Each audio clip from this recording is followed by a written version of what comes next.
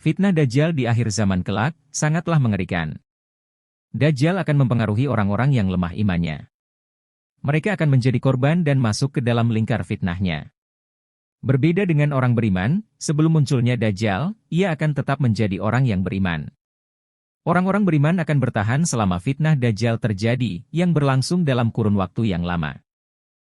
Dari Nawas bin Sam'an radhiyallahu anhu, dari Rasulullah Shallallahu alaihi wasallam di dalamnya termaktub, kami bertanya, wahai Rasulullah, berapa lama Dajjal tinggal di bumi?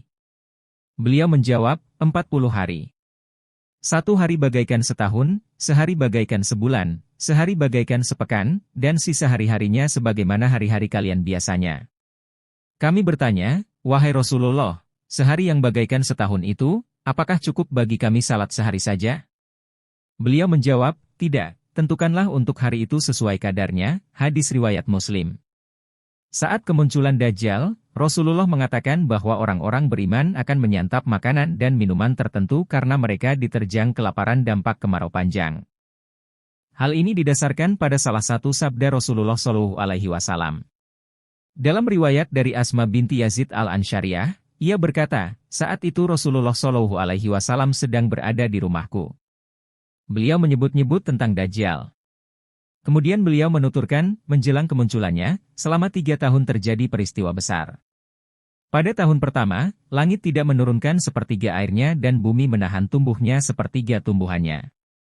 Di tahun kedua menjelang peristiwa tersebut, langit menahan 2/3 airnya dan bumi menahan 2/3 tumbuhannya. Pada tahun ketiga, langit menahan seluruh airnya dan bumi menahan pertumbuhan seluruh tanamannya. Kondisi tersebut membuat hewan ternak yang ada di bumi mati.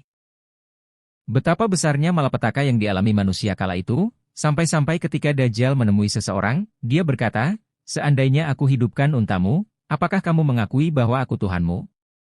Orang itu menjawab, ya.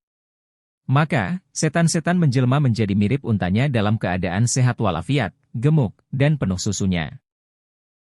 Dajjal juga mendatangi seseorang yang ditinggal mati oleh saudara dan ayahnya. Lalu ia berkata kepadanya, seandainya aku hidupkan ayahmu dan saudaramu itu, apakah kamu mengakui bahwa aku ini Tuhanmu? Orang itu menjawab, ya. Maka, setan-setan menjelma menyerupai ayah dan saudaranya. Asma lalu mengatakan, kemudian Rasulullah Shallallahu alaihi wasallam keluar karena ada keperluan, sedangkan hati para hadirin sangat tergetar oleh sabda beliau. Setelah beliau kembali, aku berkata kepada beliau, Rasulullah, engkau telah membuat hati kami terenyuh dengan kisah tentang Dajjal. Lalu beliau berujar, kalau dia muncul sementara aku masih hidup, akulah yang melawannya. Dan jika dia muncul ketika aku sudah meninggal, Allah lah semata yang akan memelihara semua orang yang beriman. Asma berkata, Rasulullah, kami membuat adonan tepung, tapi kami tidak memanggangnya menjadi roti kecuali jika kami lapar. Bagaimana dengan kaum mukminin pada masa itu? Beliau menjawab, mereka akan cukup kenyang dengan apa yang cukup bagi penghuni langit, yaitu membaca tasbih dan takdis. Hadis riwayat Ahmad. Hadis tersebut dengan jelas mengatakan bahwa Allah Subhanahu wa Ta'ala menakdirkan agar hujan tidak turun serta pepohonan tidak berbuah sehingga bencana kelaparan pun terjadi menjelang keluarnya Dajjal. Agar dapat melalui cobaan tersebut, Rasulullah Shallallahu alaihi wasallam telah menjelaskan bahwa tasbih dan takdis, mensucikan Allah Subhanahu wa Ta'ala, dapat menjadi makanan serta minuman bagi orang yang beriman. Menukil kitab Al-Masih Al-Muntashar wa Nihayah Al-Alam karya Abdul Wahab Abdussalam Tawilah dan diterjemahkan oleh Subhanur, dalam hadits lainnya juga dikatakan bahwa ada 5 makanan bagi orang mukmin saat Dajjal muncul, yaitu 1. Tasbih, 2. Tahmid, 3. Takbir, 4. Tahlil, 5. Takdis.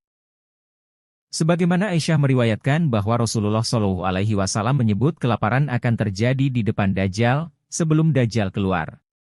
Mereka bertanya, harta apa yang paling baik ketika itu? Beliau menjawab, anak kuat yang dapat memberi minum kepada keluarganya, sedangkan makanan tidak ada. Lalu mereka bertanya lagi, apa makanan kaum mukminin ketika itu? Nabi menjawab, tasbih, takbir, dan tahlil. Aisyah berkata, lalu di mana bangsa Arab ketika itu? Beliau menjawab, Arab pada waktu itu amat sedikit. Hadis riwayat Ahmad. Sedangkan dalam hadis lain disebutkan bahwa makanan malaikat Allah akan menghilangkan rasa lapar yang melanda hambanya. Dari Ibnu Umar, bahwa Rasulullah Shallallahu Alaihi Wasallam pernah ditanyai tentang makanan orang-orang beriman pada zaman berkuasanya Dajjal. Beliau benar menjawab, makanan malaikat. Mereka kemudian bertanya, apa makanan malaikat itu? Mereka menjawab, makanan mereka adalah ucapan tasbih dan takdis, mensucikan Allah. Siapa saja yang pada hari itu ucapannya tasbih dan takdis, maka Allah pasti menghilangkan kelaparan darinya, sehingga dia tidak takut kelaparan. Hadis riwayat Al-Hakim. Maka saudaraku, alangkah pentingnya umat Islam sejak sekarang sudah melatih diri dan keluarganya untuk melakukan zikir yang berkualitas dan sebanyak mungkin. Baik zikir yang formal, seperti sholat 5 waktu yang hukumnya fardu ain, maupun zikir yang non-formal, seperti berbagai wirid yang dianjurkan oleh Rasulullah Shallallahu Alaihi Wasallam. Pantas bila mana Allah Subhanahu wa Ta'ala menurunkan ayat khusus berisi perintah untuk zikir sebanyak mungkin.